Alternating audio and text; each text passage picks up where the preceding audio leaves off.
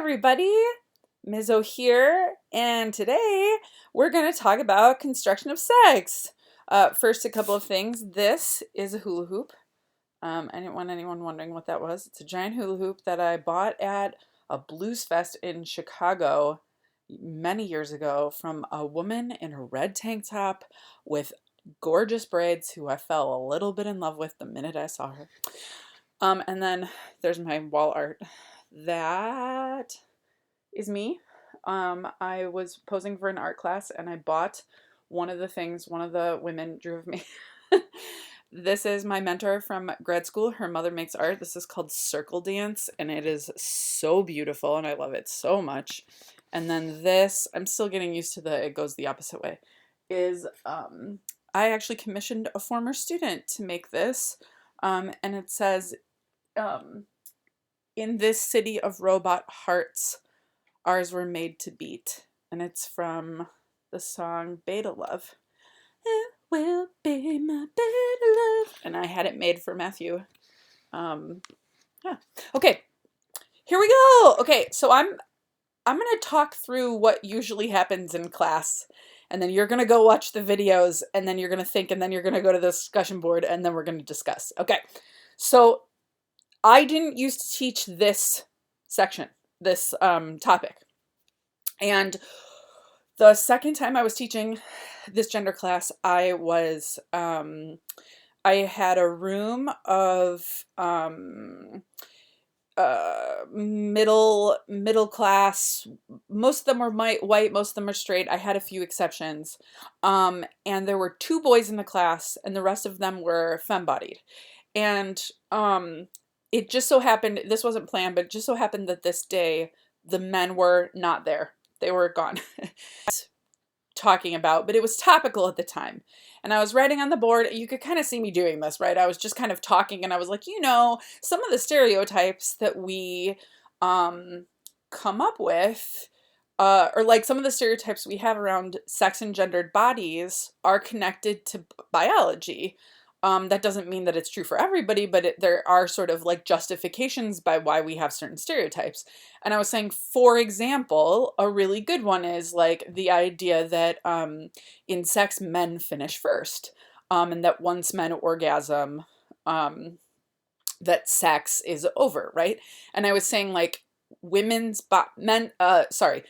bodies are not always, but have the capability usually to orgasm more than penis bodies. And penis bodies can orgasm multiple times, but it's a lot harder and more rare. And then I just casually said, and because women have 2 types of orgasms, vaginal and clitoral. And as I'm like talking about this, I start to get these kind of faces that are just really slightly like, mm-hmm. And I was like, do we all know this? Do we all know our bodies? And it's like, yeah. It's like, do you want me to just do a little review? And everybody's like pulling out their notebooks. Like, yeah. So I was like, oh, like, I love talking about sex. I'm writing a whole dissertation on it, right? And I think sex is very integral, but I guess I hadn't realized like how much sex, was socially connected to sex and gender. And see, even when I'm saying sex, it's like, sex or sex, right? So I always pick a student when I teach this. It's like in the corner, so I don't have to do it. But it's like, okay, when I'm saying sex, I mean, and they just do this every once in a while for me as I point. Instead of like the sex you are, right? We've really been talking about sex and gender, like the sex, your biological sex, versus sex like having sex, right? I'm trying to be inclusive with my hand gestures here, all the things.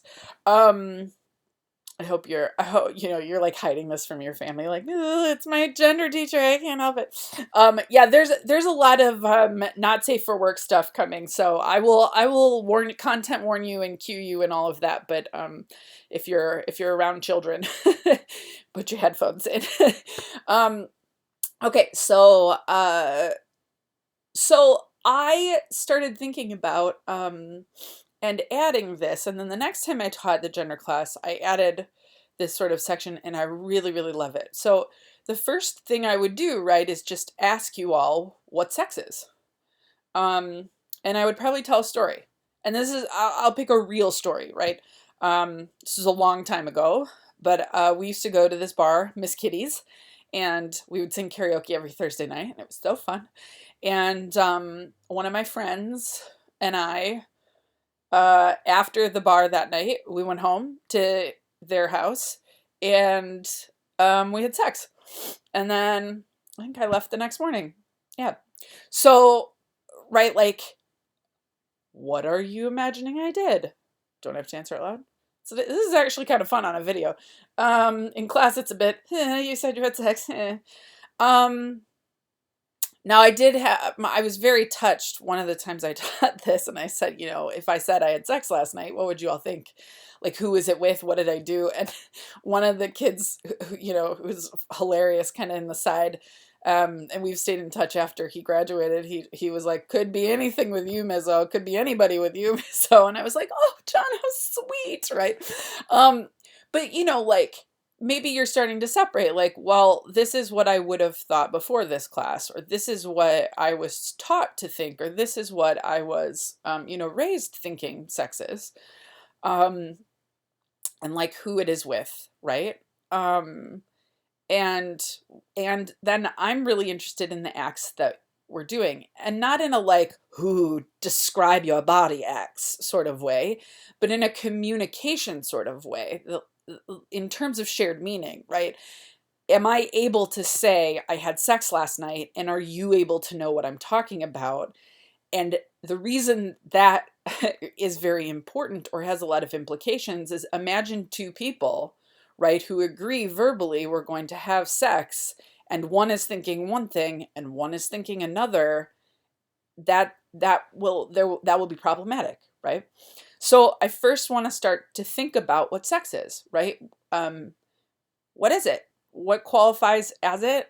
And so I think usually we get this kind of like, well, usually when we're using the term sex in this culture, we mean PIV, penis in vagina sex.